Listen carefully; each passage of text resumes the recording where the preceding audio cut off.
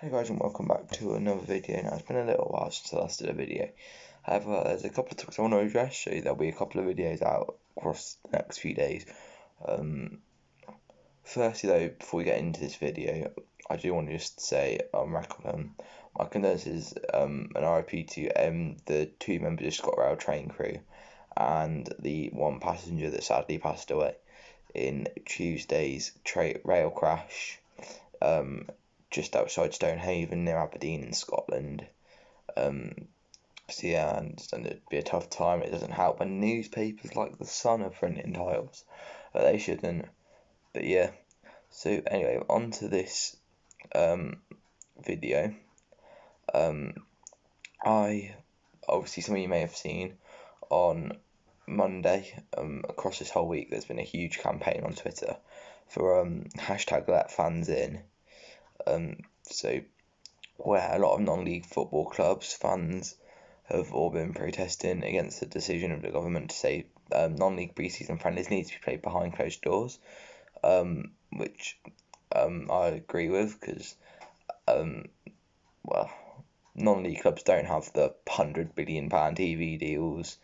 They don't have the money that the Premier League does. Non-league clubs' only source of income is through gate receipts and people coming into the ground, watching the game, buying a programme, buying a 50/50, buying some food, and like that. That's the only source of income, and renting their like bar and clubhouse out for functions like parties and things like that. So obviously these last few months, none of that could happen. They couldn't rent their bar, they couldn't have football. However, pre-season started to go back. Banbury played their first pre-season friendly last Saturday away at Easington Sports in a 3-2 win with goals from Ricky Johnson, 2 headers and a 30-yard strike from Henry Landers. But just the Let Fans In campaign. Just like non-league clubs have about 200 max, anywhere below Banbury. Generally, they're lucky to get to 200, 250. So if that's the case, why can't they have 250 socially distanced fans at their games for pre-season? Like I wrote a letter to my local politician for Banbury and Bicester,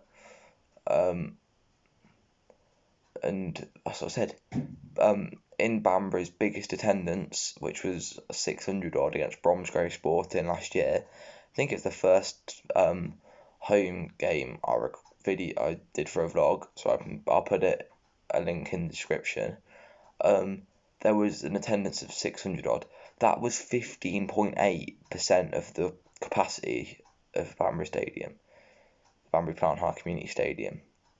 So basically, our biggest attendance we could have at only 17% capacity, which is what was being talked about. And like, there's more than enough room to stand 1 metre or 2 metres apart.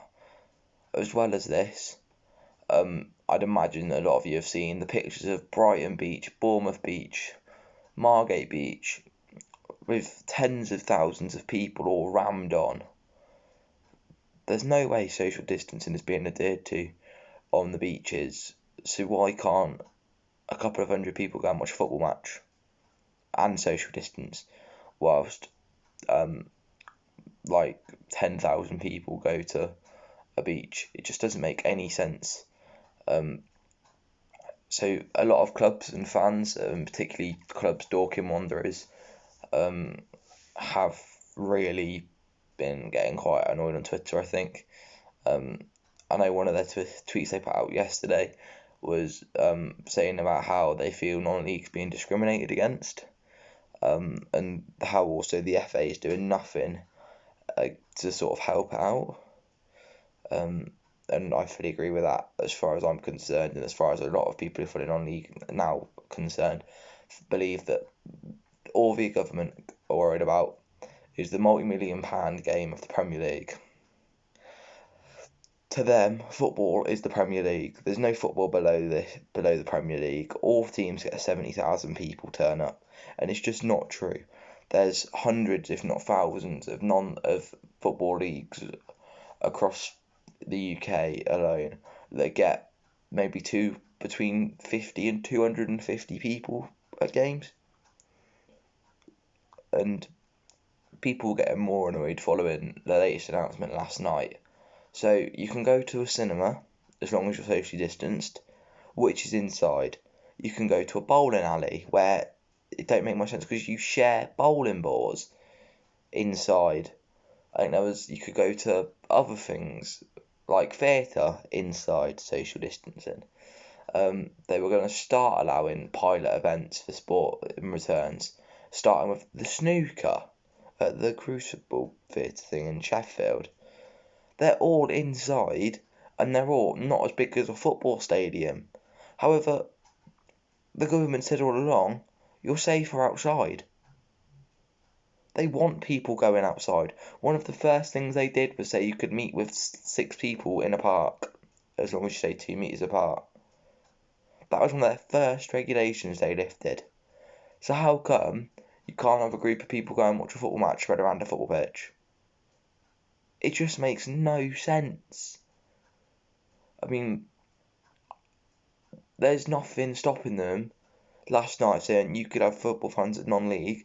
I could then have a video for you on Saturday of Daventry Town at home. But no, because no, the government is stupid. I mean, hopefully there is 2 pre-season games that I really want to go to. So hopefully I'll be able to bring them both to you, which is Brackley Town at home, the local derby, and Chesham away, because it's a new ground that I haven't been to. However, I have got a contingency plan for Brackley game to do something for the channel, just because it's Brackley. To those of you who don't know, one of my mates, Jacob, is a Brackley fan.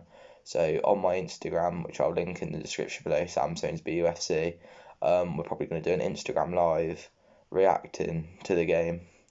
We'll both listen to the commentary if we can't go, and we'll react to it. But obviously the aim is we both want to go to the game, both want to be there watching our teams, and I honestly don't see why we can't at this point. It confuses me why the way the government are doing things. They're treating. I was speaking to my grand who takes me to all the games. So if you've watched any videos on my channel, you'd have seen him. He was sort of saying, we were sort of saying on a phone because he's on holiday. The government just see football fans as hooligans, and whilst they have a valid reason for us not being able to go, they're probably thankful because, again, they just see us all as hooligans. When, again, non-league football is not like that. Non-league football is a very family feeling. I mean, me and my mate, we have banter on Twitter, and that's like Jacob. We have banter on Xbox when we play together. We're not actually going to have a punch-up at a game and have a fight. But we have a bit of banter, we have a say some things. But that's how every rivalry is. I just don't see why fans can't be allowed in, even at reduced capacity. There are a very handful amount of clubs who couldn't have a reduced capacity game. A very handful. Like I think Darlington was one, because they said their reduced capacity would be 550. However, they already have 650 season ticket holders. But they've got a contingency plan because they want to go back to playing at the Darlington Arena where they played when they were in the Football League, where the capacity is 25,500. So they could get their season ticket holders in. There are ways around it. It's just the government just don't seem to want to let football return. And they're always talking about return to normality and things like that. A return to normality for most people will happen when they can go to football on a Saturday afternoon. And I'm not saying let the Premier League go back. I'm not saying that in any way, because there needs to be a lot more measures put in for the Premier League and Football League to go back. But I would say anywhere below the National League, so step 6 and below, I don't see why they couldn't have fans. There are clubs in step 6 that, like my local step 6 club, Oxford City, who get like 250, 300 fans. And that's the league above Banbury, and Banbury get more than them. Why can't they have fans? I mean, it just don't make any sense. Banbury could quite easily have 600 people probably social distanced, and we wouldn't even get that. We'd probably get 300, 400 max. Maybe a couple more for Brackley, just because, you know, it's Brackley. But other than that, we wouldn't get many. So yeah, that's my thoughts on the Let It In campaign. I think the DCMS, Oliver Dowden, or whatever his name is, and Greg Clark and the FA need to sort something out, because if we don't act now, there'll be a lot of communities left with a football club-sized gap in their heart to where a club's gone bust. We've been very lucky. I was talking to Needham Fan TV, I went on his channel, in the description below. I think he's doing another video similar to this. I was talking to him last night, and we were saying, actually, our league has done incredibly well. We've not lost one team, but there are a lot of leagues and a lot of clubs that are a lot less fortunate who have lost the club, but clubs gone bust. I think FC Romania were one ever. I saw they announced a big sponsorship deal yesterday, so I think they might be saved, thankfully. But even in the Southern League Premier Division South, so the same step 7, Blackfield and Langley, they've gone down 2 steps because they've money. It's just, and if we don't act fast, there'll be more clubs like them who are struggling. Something needs to be done now or before it's too late. So anyway, hope you have enjoyed this video. It's been a fairly long one. I'm working on another video which will be out. I'm not sure when. I'm probably going to work on it now, with Southern League Premier Division Central predictions. So yeah, if you have enjoyed, please make sure you leave a like. I'd like to know your thoughts. I'm up to discuss opinions in the comments. If you have an opinion on this, who knows? I could even do a your comments, reacting to your comments video on this video, and your opinions on the Let Fans In campaign. So yeah, make sure you drop a like. Can we get 10 likes? I'm also very close to 75 subscribers. I think I'm 3 away, so any support would be much appreciated. If we're trying to hit 100, I think we're going to try and hit 100 by September I want to say 22nd, when Banbury's first competitive game is. So you've got just over a month and 8 days to get me to complete the goal that I set you. I'm not really bothered if you don't, but it would be quite nice to have over 100 subscribers for Banbury's first competitive fixture.